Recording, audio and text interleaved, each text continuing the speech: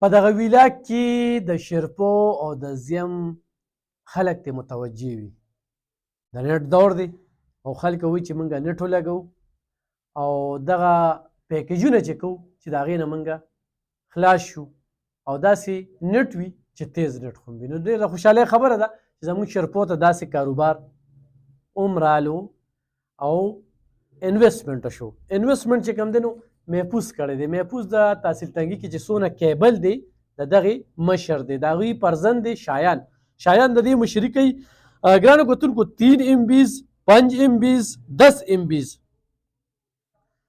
دا چې څوک لګوي نو ټول ټال په 6000 باندې یعنی 6000 روپۍ به تاسو ورکې. په دې کې به تار ومي، په دې کې به موډیم ومي او په دې کې به پوره کنیکشن وي. په 6000 کې نو بیا مزې کوي. نو بیا خو چېرې 3 MB تاسو لګوئ نو 1900 روپۍ میاشت په تاسو پسې راځي. خو چېرې 5 MB لګوئ نو 200 یعنی 2200 روپۍ میاشت تاسو پسې راځي. او که چېرې 10 MB لګوئ نو 3300 راځي. خو 15 MB لګوئ نو 4200 راځي. خو 20 MB لګوئ نو 5500 راځي.